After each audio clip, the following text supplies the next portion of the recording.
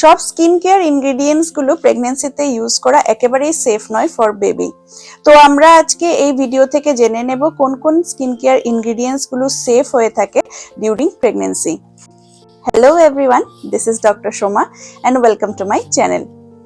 তো আজকে টাইটেল দেখে আপনারা সবাই জেনে গেছেন, আজকে আমরা ডিসকাস করতে চলেছি skin care ingredients safe during pregnancy, বা বলতে পারেন মর্নিং বা night skin care routine during pregnancy. তো প্রথমেই বলে দিচ্ছি, এই ভিডিও কিন্তু একটু লম্বা হতে চলেছে, আপনারা কেউ স্কিপ করে ভিডিও দেখবেন না, কারণ ইম্পর্টেন্ট পয়েন্টগুলো সেখানে মিস হয়ে যেতে পারে। তো ফার্স্টেই আমি নিয়ে নিচ্ছি ফেস ওয়াশ। ফেস ওয়াশ এমনভাবে আপনারা সিলেক্ট করবেন যাতে সেটা মাইল্ড হয়, জেন্টেল হয়। অ্যাক্টিভ ইনগ্রেডিয়েন্টস পরাপক্ষে আপনারা চেষ্টা করবেন অ্যাভয়েড করতে, কিন্তু কারো যদি কোনো ধরনের সমস্যা থাকে স্কিনে, তাহলে সেই হিসাবে আপনাদেরকে স্কিন ইনগ্রেডিয়েন্টসগুলো চুজ করতে হবে। আমি আমার ভিডিওতে একে একে করে বলে যাব যে কোন কোন ইনগ্রেডিয়েন্টসগুলো কোন কোন সমস্যার জন্য আপনারা সেফলি ইউজ করতে পারবেন। ফেস ওয়াশ যদি আপনারা ইউজ করেন, গ্লাইকোলিক অ্যাসিড বা হাইলোরনিক অ্যাসিড বা সেরামাইড থাকা অ্যাক্টিভ ইনগ্রেডিয়েন্টস আপনারা ইউজ করতে পারেন। সেকেন্ড হচ্ছে টোনার। টোনারে আপনারা রোজ ওয়াটার বা রাইস ওয়াটার এই ধরনের টোনার আপনারা ইউজ করতে পারেন প্রেগন্যান্সিতে। থার্ড হচ্ছে সিরাম, সেটাই একটা ইম্পর্টেন্ট পয়েন্ট। আপনারা চেষ্টা করবেন প্রেগন্যান্সিতে খুব কম পরিমাণের প্রোডাক্ট বা ইনগ্রেডিয়েন্টস ইউজ করতে। সব প্রোডাক্ট ইউজ করার আগে আপনারা নিশ্চয়ই দেখে নেবেন যে কোন কোন ইনগ্রেডিয়েন্টসগুলো সেখানে আছে, আর সেই হিসাবে আপনারা প্রোডাক্টগুলোকে সিলেক্ট করবেন। এখন আমি এক একটা সমস্যা হিসাবে সেইগুলো কোন কোন ইনগ্রেডিয়েন্ট ইউজ করা যায় সেফলি সেগুলো আপনাদের সঙ্গে ডিসকাস করছি, আর কোন কোনগুলো করা যাবে না সেগুলো আমি ডিসকাস করব। তো প্রথমেই বলছি যে প্রেগন্যান্সিতে অ্যাকনিটা খুবই কমন হয়ে থাকে। অ্যাকনিটা হরমোনাল চেঞ্জেসের জন্য আপনাদের খুবই কমন হয়, কিন্তু সেটাকে নিয়ে প্যানিক করা দরকার নেই। আফটার ডেলিভারি সেটা নিজে নিজে সাবসাইড হয়ে যায়।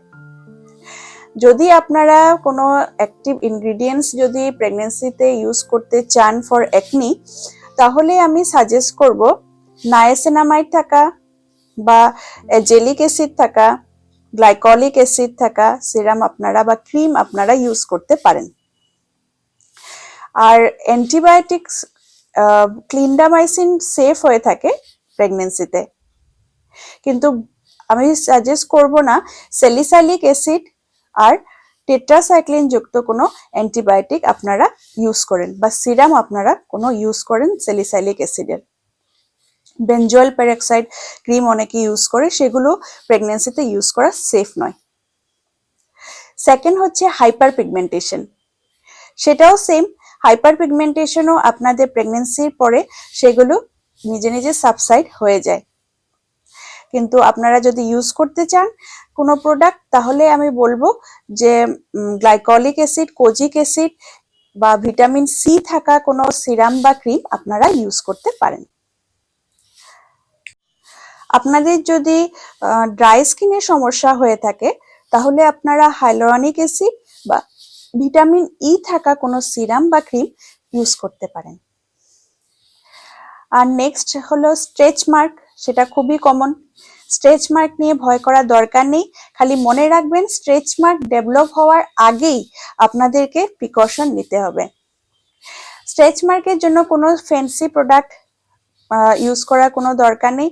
আপনারা বাড়ির সিম্পল কোকোনাট অয়েল দিনে 2 বার বা 3 বার করে আপনারা ইউজ করতে পারেন, বা কোনো ক্রিম ইউজ করলে সেখানে কোকোয়া বাটার বা শিয়া বাটার থাকা কোনো ক্রিম আপনারা ইউজ করে নিতে পারেন। দিনে 2 বার বা 3 বার করে আপনারা স্কিনকে ময়শ্চারাইজ করবেন, তাহলে আপনাদের স্ট্রেচ মার্ক ডেভেলপ হওয়াটা কমে যাবে। প্রেগন্যান্সিতে ইচিং বা র্যাশ এই ধরনের সমস্যার সম্মুখীন হয়, আপনারা কোনো ভয় পাবেন না, সেটাও খুবই কমন। আপনারা গাইনেককে ভিজিট করবেন এন্ড গাইনেকে আপনাদেরকে সাজেস্ট করবে সেজন্য কি কি করা দরকার। নেক্সট আরেকটা সমস্যা হচ্ছে মেলাজমা। মেলাজমা খুবই কমন হয় প্রেগনেন্ট ফিমেলের। তাহলে আপনারা কি কি ইউজ করতে পারেন? আমি সাজেস্ট করব গ্লাইকলিক অ্যাসিড থাকা ক্রিম বা সিরাম বা কোজিক অ্যাসিড থাকা ক্রিম বা সিরাম আপনারা ইউজ করতে পারেন। আর অবশ্যই মনে রাখবেন যে আপনারা বাইরে বেরোনোর আগে সানস্ক্রিন নিশ্চয়ই আপনারা অ্যাপ্লাই করবেন, সেটা যেন কোনো মিস না হয়। আর আমি সাজেস্ট করছি না স্কিন লাইটনিং এ যেমন হাইড্রোকুইনন থাকে সেই ধরনের কোনো ক্রিম আপনারা ইউজ করবেন না। যদি রিঙ্কল বা ফাইন লাইন্স বা অ্যান্টি এজিং ক্রিম আপনারা ইউজ করতে চান তাহলে আপনারা পেপটাইডস ইউজ করতে পারেন, হাইলোরনিক অ্যাসিড ইউজ করতে পারেন, কিন্তু রেটিনল থাকা কোনো ক্রিম বা ট্রেটিনয়েড এই ধরনের কোনো ক্রিম আপনারা ইউজ করবেন না। নেক্সট হচ্ছে ময়শ্চারাইজার। ময়শ্চারাইজার বলতে আপনারা hyaluronic acid, ceramide, glycolic acid বা এখন যেগুলো আপনারা ইনগ্রিডিয়েন্টস ইউজ করতে পারেন, যেগুলো আপনাদের সমস্যা আছে আমি বলেছি যেগুলো প্রেগনেন্সি সেফ ইনগ্রিডিয়েন্টস সেগুলো যুক্ত ময়শ্চারাইজার আপনারা ইউজ করতে পারেন। নেক্সট হচ্ছে সানস্ক্রিন, সেটা খুবই ইম্পর্টেন্ট, শুধু প্রেগনেন্সি ল্যাকটেটিং মাদার নয় সবার জন্য সেটা খুবই ইম্পর্টেন্ট হয়। সো প্রেগনেন্ট ওমেনরা sunscreen mainly physical sunscreen chemical সানস্ক্রিনের থেকে খুবই ভালো।